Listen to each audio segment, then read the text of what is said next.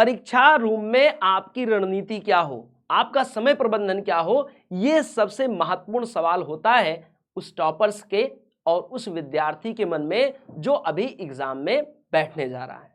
साथियों, मैं आपका विशाल सर आज आपके लिए वो टिप्स लेकर के आया हूं, वो रणनीति लेकर के आया हूं जो आपके एग्जाम रूम में आपको कारगर साबित होने वाली है, सही मार्गदर्शन करने वाली है। बेटा, आज हम लोग बात करेंगे कि आप एमसीक्यू वाले क्वेश्चन, चाहे वो 70 में 35 करने हो प्रैक्टिकल वाले बच्चों को, और बिना प्रैक्टिकल वालों को 100 में 50 करने हो, तो कितने मिनट में आप उसे करोगे और साथ ही साथ आप ओएमआर कितने मिनट में भरोगे, यह बताऊंगा।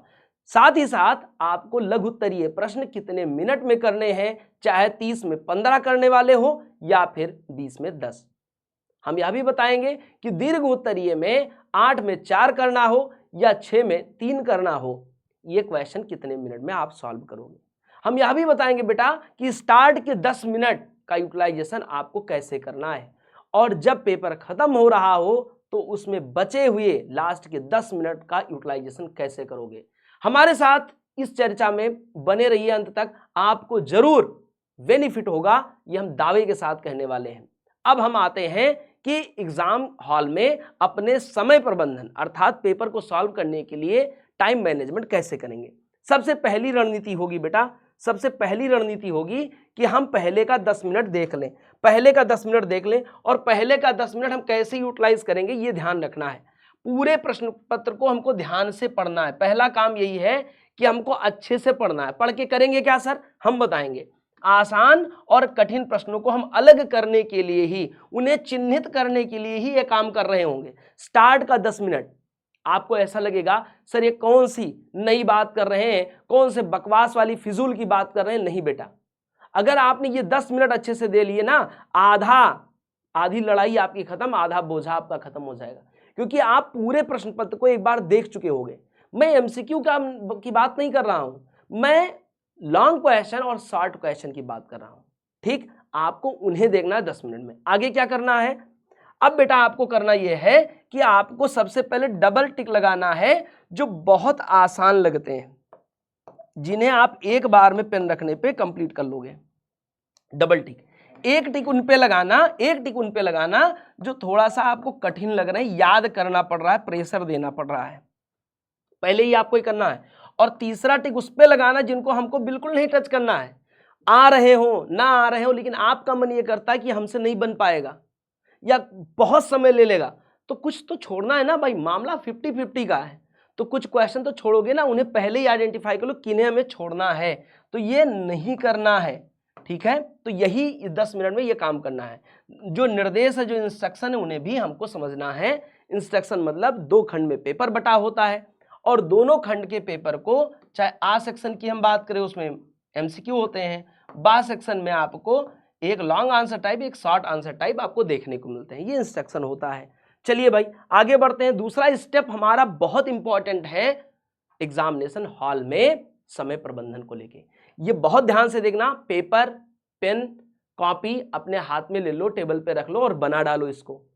ये मैं फिर से कह रहा हूं, निवेदन कर रहा हूं, इस पर जरूर काम करना। अच्छा लगे तो अपना भी लेना, लेकिन पहले सुन तो लो है क्या। भाई समय का विभाजन हम कैसे करेंगे, इसके कुछ नियम है। पहले आपको बहुविकल्पीय प्रश्न आपको दिख रहे होंगे 1 अंक वाले, फिर आपको लघु उत्तरीय दिख रहे होंगे 2 अंक वाले समान, फिर तीसरा है दीर्घ उत्तरीय प्रश्न 5 अंक वाले। चाहे वो साइंस का विद्यार्थी हो या आर्ट्स का हो या कॉमर्स का हो, ये सबके लिए, हिंदी मीडियम का हो या इंग्लिश मीडियम का हो, पैटर्न ऐसे ही रहने वाला है। अब देखो भाई, स्टार्ट के हमने 10 मिनट आपसे ले लिए थे, इसे आपको निकाल देना है। मैथ वाले तो बहुत अच्छे से समझ रहे होंगे हमारी मैथमेटिक्स, और लास्ट के 10 मिनट फिर निकालने, मतलब 20 मिनट को आपको निकाल देना है। आपके पास 180 मिनट में 20 मिनट निकल चुके हैं, अब आपको 160 मिनट का प्रबंधन करना है। ठीक है, ये आपके 180 मिनट थे बेटा, और इस 180 मिनट में 10 स्टार्टिंग में पेपर पढ़ने में आपने निकाल लिया और 10 लास्ट में निकाल लिया, ये मिनट खत्म हो गए। अब आपको इसको भी 3 जगह पे डिवाइड करना है। मैं इसी मैथ की बात करने वाला हूं। अब देखते हैं कैसे कैसे। स्टार्ट में कुल 50 मिनट आपको लगभग लेना है एमसीक्यू वाले पे, इसको मैं डिवाइड कर रहा हूं 35 मिनट। आपको टिक करना है, भले ही आपको 50 क्वेश्चन करने हो या आपको 70 में 35 करना हो, प्रैक्टिकल और विदाउट प्रैक्टिकल वालों की बात। और 15 से 10 मिनट से 10 से 15 मिनट में आपको क्या करना है भैया, गोला भरना है। तो ये टिक करना है और ये OMR या गोला, OMR को फिल करना है और इसको आपको उत्तर लगाना है, उत्तर टिक करना है। ठीक, क्लियर हो गया, ये बात क्लियर है। तो 35, 10 45 और 45 अगर 15 पे तो ये हो जाएगा 50 मिनट। सिर्फ 50 मिनट की कहानी है। ठीक, जो बचा लेता है उसकी रवानी है, उसी की जवानी है। तो ये पहला MCQ वाला हमारा 50 मिनट निकल गया बेटा। चलो भाई, ये बीच वाली बात हो गई। अब आगे बढ़ते हैं दूसरे स्टेप पे। ये आपको शॉर्ट आंसर टाइप है, 4 मिनट में एक प्रश्न मैंने बनाया है प्रति प्रश्न, और आपको मिलने वाले हैं 15 प्रश्न। ठीक है, 30 में 15 या 20 में 10, ऐसा होगा प्रैक्टिकल और नॉन प्रैक्टिकल वाले में। अब आपको 15 गुणे क्या कर देना भैया, 4, कितने मिनट हो गए, 60 मिनट। ठीक है सर जी, एक प्रश्न को 4 तो 15 प्रश्न को 60 मिनट, मतलब दूसरा वाला खंड आपको 60 मिनट देना है और आपका शॉर्ट आंसर टाइप लिख के कंप्लीट हो गया। कहोगे कैसे, आगे हम इसको भी समझाएंगे आप कैसे करोगे। फिर है बात कि ये 5 मिनट 5 अंक वाले क्वेश्चन लॉन्ग आंसर टाइप, इसको आपको 10 से 15 मिनट देना। आप प्रैक्टिस जिसकी होगी वही कर पाएगा, नहीं तो एक लॉन्ग क्वेश्चन लिखने में बहुतों को तो 45 मिनट भी लग जाते हैं। याद करते रहो, चले रहो, जनवासे वाली चाल है, वहाँ 3 घंटे में सब चाल चल देनी है। इसीलिए अपने चाल को ससुराल वाली चाल ना बना करके यहाँ एग्जामिनेशन वाली रणनीति बनाना है। ठीक है, चलो भाई, तो 10 से 15 मिनट आपको चलने हैं और 10 से 15 मिनट में आपको प्रति क्वेश्चन करना है। देखो बेटा, बहुत सारे बच्चों को 3 प्रश्न करने होंगे 6 में, ये प्रैक्टिकल वालों की बात कर रहा हूँ। बहुतों को जिनका प्रैक्टिकल नहीं है उनको 8 में 4 करने हैं। ठीक, तो अगर 4 से हम इस 15 को गुणा कर दें और 3 को 15 से गुणा कर दें तो एक जगह के 45 मिनट आ रहा है और एक जगह पे कितना आ रहा है भैया, एक जगह पे कितना आ रहा है, 60 मिनट, 15 चौको 60। लेकिन ये मैक्सिमम मैं बता रहा हूं, जो 10 से गुणा करेगा, ठीक है, 10 चौक 40, 20 मिनट बच गए, और 10 तिया 30, आपका फिर 15 मिनट बच गया। तो ये बचा करके ही आपको यहां उस समय को दे देना है। ठीक है जी, क्लियर हो गया जी। तो आगे हम लिख लेते हैं, जो तीसरा स्टेप है वो भी 60 मिनट का है। अब देखो 10 मिनट इधर बचा लिए थे आपने, ठीक है जी भाई, 10 मिनट इधर बचाए तो इनको दे दिया आपने, 10 मिनट अगर इसमें बचाओगे तो ये हो जाएगा। इसका मतलब है आपका 180 मिनट यहाँ खपत हो गया। ऐसे ही आपको चलना है। जो 10 मिनट लास्ट में जो बच्चा बचा रहा था वो करे गया का, आगे हम उसको बताएंगे इसका क्या होने वाला है इस 10 मिनट का। ठीक है, ये रिवीजन के लिए कैसे होगा, आगे बढ़ते हैं। अब लिखते हैं उत्तर लिखने की रणनीति। कैसे लिखोगे उत्तर बेटा, इसको बहुत ध्यान से देख लो। पहले हम क्या आसान प्रश्नों को करें। अब कुछ बच्चे हमसे पूछते हैं सर क्या पहले लॉन्ग क्वेश्चन लिख सकते हैं, बिल्कुल लिख सकते हो। पहले लॉन्ग नहीं, पहले आप 5 नंबर वाला लिखो, फिर आप 2 नंबर वाला लिखो, फिर 5 वाला लिखो, लेकिन उत्तर सही डालो। उत्तर संख्या आप डाल दो, उत्तर संख्या 31, ठीक है, और लिख दो दीर्घोत्तरीय संख्या या उत्तर संख्या 31। ये अच्छे से डालो, उत्तर संख्या डालने में आप कोताही ना करो। अपने आप एग्जामिनर आपका उस अंक के हिसाब से आपकी कॉपी चेक कर देगा, पहली बात। लेकिन उसमें आपको ध्यान रखना, आसान प्रश्न जिनको आपने डबल टिक किया था ना उनको करना है। जिस प्रश्न पर अटक जाओ वहां अटके ना रहो, उसे छोड़ के बढ़ जाओ। दूसरी रणनीति, अटको तो आगे उसको पटको, फिर आगे दूसरे को ले झपटो, फिर आगे बढ़ना। किसी एक प्रश्न पर जरूरत से ज्यादा समय ना दे। जरूरत से ज्यादा समय देने का मतलब हो गया बेटा, हमने आपसे कहा है शॉर्ट आंसर टाइप को आप सिर्फ और सिर्फ कितना समय दोगे, लॉन्ग आंसर टाइप को कितना समय दोगे, तो आपको समय देना है, मतलब वो देना है आपको 40 से 50 शब्द। कितना शब्द देना है बेटा, 40 से 50 शब्द। यहां कितना देना है, मैक्सिमम 100 से 120 शब्द, और इतना ही दोगे तो आपको पता था, मैंने आपको बताया कि ये 4 मिनट में करना है। जितना शब्द लिख जाए ठीक है, नहीं तो फिर आगे बढ़ जाएंगे। इसीलिए कहते हैं कि पहले से ही आप आदत डाल लो लिखने की। जब आप 4 मिनट सोच के जाओगे तो 5 मिनट में होगा, जब आप 10 मिनट सोच के जाओगे तो आप इसको 15 मिनट और 12 मिनट में कर पाओगे। ये है कहानी, ठीक।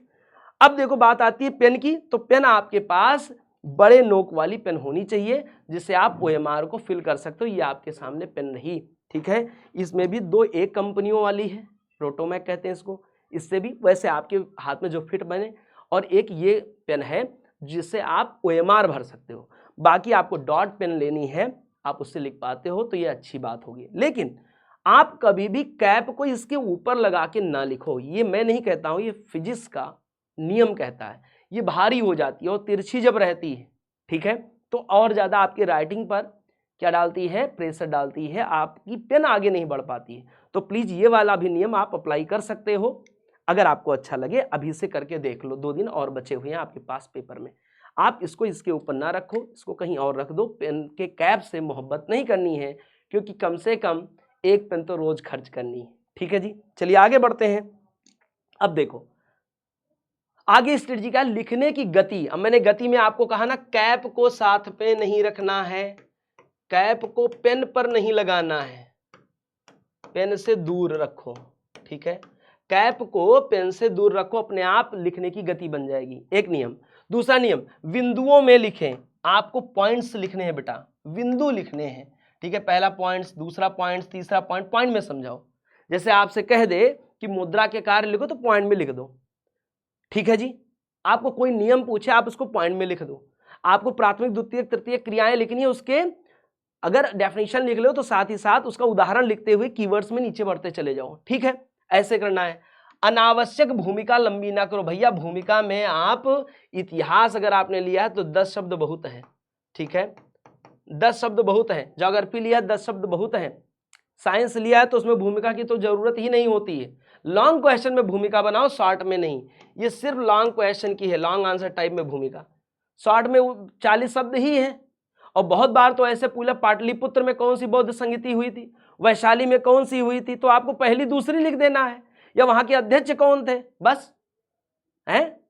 ऐसे ही आपको करते जाना है। बहुत बार तो ऐसे ही पूछेगा कि प्राथमिक क्रियाओं में कोई 2 क्रिया लिखो, आपसे पूछे उत्पादन के साधनों में कोई 2 संसाधन लिखो, तो आप 40 शब्द कहां पूरे हो रहे हैं। तो जैसा क्वेश्चन वैसा ही आपको उतने ही शब्दों में आंसर दे देने, कोई जरूरत नहीं है कि आप उसको एक्सप्लेन करते रहो और 40 शब्द पूरा करके ही मानो कि आज मैंने ठाना है, सर ने बताया था 40 शब्द लिखने, नहीं बताया था।